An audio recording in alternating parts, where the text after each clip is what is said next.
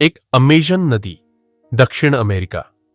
दक्षिण अमेरिका में स्थित अमेजन नदी दुनिया की दूसरी सबसे लंबी नदी है, जो 6,400 किलोमीटर से ज्यादा लंबी है। यह अटलांटिक महासागर में मिलने से पहले पेरू, कोलंबिया और ब्राजील जैसे देशों से होकर बहती है। अपनी विशाल जैव विविधता के लिए जानी जाने वाली अमेजन नदी में हजारों प्रजातियां पाई जाती है, जिनमें पिरान्हा, गुलाबी डॉल्फिन, एनाकोंडा और कैमन शामिल है। इसका बेसिन दुनिया के सबसे बड़े उष्णकटिबंधीय वर्षावन अमेजन वर्षावन का घर है। नदी पृथ्वी की जलवायु को नियंत्रित करने और ताजा पानी उपलब्ध कराने में महत्वपूर्ण भूमिका निभाती है। प्राकृतिक संसाधनों और सांस्कृतिक इतिहास से समृद्ध अमेजन नदी पृथ्वी पर सबसे महत्वपूर्ण और विस्मयकारी पारिस्थितिकी प्रणालियों में से एक बनी हुई है। 2. कांगो नदी, अफ्रीका।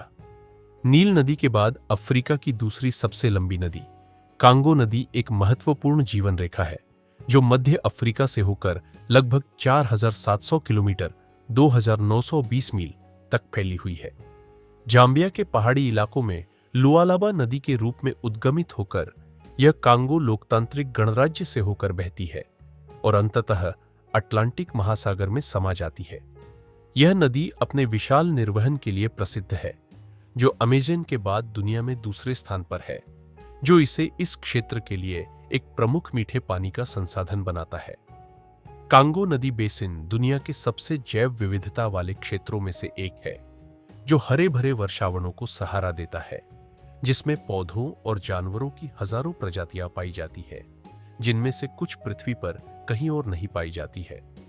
नदी के कई रैपिड्स और झरने, जिनमें विशाल इंगा फॉल्स भी शामिल है, जल विद्युत विकास के लिए संभावित स्थल है, हालांकि इसका अभी भी कम उपयोग किया जाता है।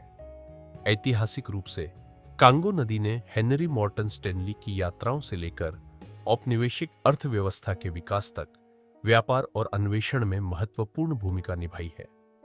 आज यह एक प्रमुख परिवहन मार्ग के रूप में कार्य करता है, जो दूर दराज के समुदायों को जोड़ता है और मध्य अफ्रीका में व्यापार को सुविधाजनक बनाता है। हालांकि नदी वनों की कटाई, खनन और जनसंख्या वृद्धि से पर्यावरणीय दबावों का सामना करती है, जो इस महत्वपूर्ण प्राकृतिक संसाधन की रक्षा के लिए स्थायी प्रबंधन की आवश्यकता को उजागर करता है। 3. जाम्बेजी नदी, अफ्रीका। जाम्बेजी नदी अफ्रीका की चौथी सबसे लंबी नदी है, जो 6 देशों Zambia, Angola, Namibia, Botswana, Zimbabwe और मोजाम्बिक में लगभग 2,574 किलोमीटर तक फैली हुई है। उत्तर पश्चिमी जाम्बिया से निकलने वाली यह नदी हिंद महासागर में मिलने से पहले विविध परिदृश्यों से होकर बहती है। अपने शानदार विक्टोरिया फॉल्स के लिए प्रसिद्ध दुनिया के सबसे बड़े और सबसे लुभावने झरनों में से एक, यह नदी लाखों लोगों की जीवन रेखा है, जो कृषि, मछली पकड़ने और पर्यटन का समर्थन करती है।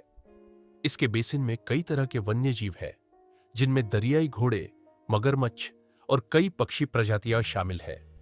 जाम्बेजी में नाटकीय घाटियां और रैपिड्स भी है, जो इसे व्हाइट वाटर राफ्टिंग जैसे साहसिक खेलों का केंद्र बनाते हैं। इसके मार्ग के साथ बने करिबा और काहोरा बासा बांध इस क्षेत्र की ऊर्जा आवश्यकताओं के लिए महत्वपूर्ण पनबिजली प्रदान करते हैं। अपनी सुंदरता और उपयोगिता के बावजूद नदी को जलवायु परिवर्तन, प्रदूषण और बांध निर्माण से चुनौतियों का सामना करना पड़ रहा है, जो इसके नाजुक पारिस्थितिकी तंत्र और इस पर निर्भर समुदायों के लिए खतरा है। 4. नील नदी, अफ्रीका। नील नदी दुनिया की सबसे लंबी नदी है, जो उत्तर पूर्वी अफ्रीका से होकर लगभग 6,650 किलोमीटर 4,130 मील तक फैली हुई है। यह उत्तर की ओर बहती है, भूमध्य सागर में गिरती है और उन क्षेत्रों में जीवन को बनाए रखती है जहां वर्षा कम होती है। यह नदी मिस्र, सूडान, इथियोपिया और युगांडा सहित 11 देशों से होकर गुजरती है, जो इसे लाखों लोगों के लिए एक महत्वपूर्ण जल स्रोत बनाती है।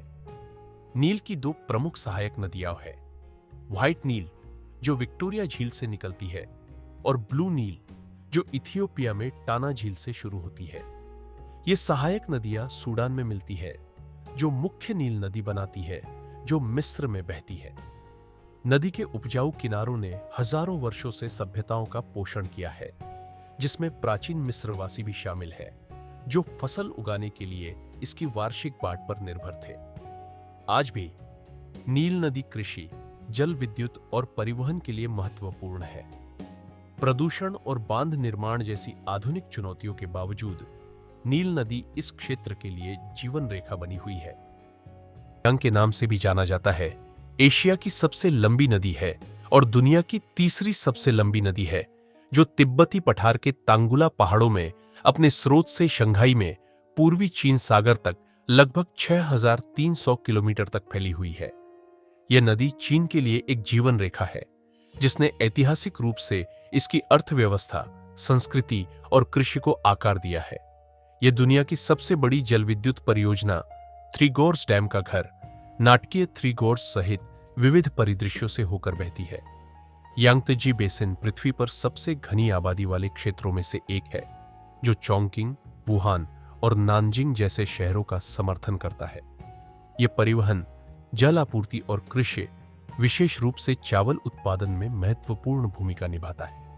हालांकि इसे प्रदूषण, आवास की हानि और बाढ़ जैसी चुनौतियों का भी सामना करना पड़ता है। यांगत्जे की जैव विविधता और चीन के भविष्य के लिए इसके महत्व को संरक्षित करने के लिए विकास और पारिस्थितिक स्वास्थ्य को संतुलित करने के प्रयास महत्वपूर्ण है। 6. ओरिनोको नदी, दक्षिण अमेरिका। ओरिनोको नदी दक्षिण अमेरिका की सबसे बड़ी और सबसे महत्वपूर्ण नदियों में से एक है, जो वेनेजुएला और कोलंबिया के कुछ हिस्सों से होकर लगभग 2140 किलोमीटर 1330 मील तक फैली हुई है। वेनेजुएला ब्राजील की सीमा के पास परिमा पर्वतों से उत्पन्न होकर यह विशाल डेल्टा के माध्यम से अटलांटिक महासागर में गिरने से पहले वर्षावनों, सवाना और आर्द्र भूमि सहित विविध परिदृश्यों से होकर बहती है।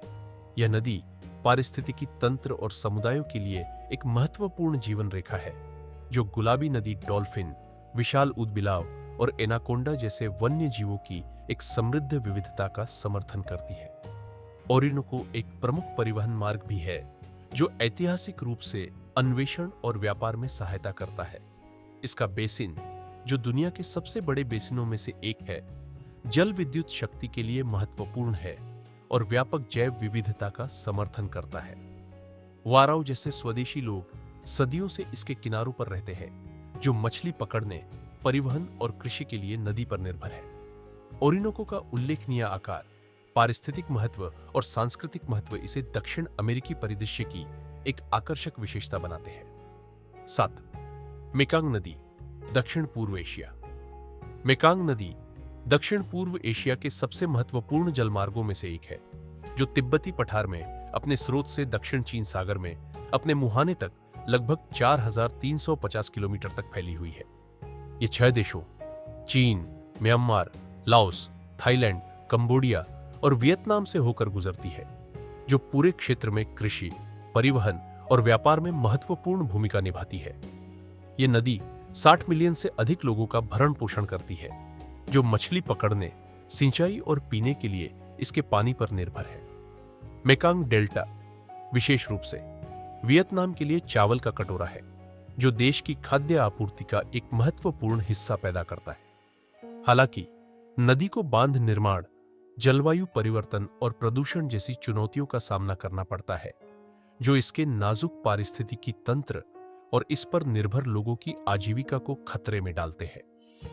पर्यावरण संरक्षण के साथ आर्थिक विकास को संतुलित करने के लिए संरक्षण प्रयास चल रहे हैं। इस प्रकार मेकांग नदी दक्षिण पूर्व एशिया की संस्कृतियों और अर्थव्यवस्थाओं की परस्पर संबद्धता की जीवन रेखा और प्रतीक बनी हुई है।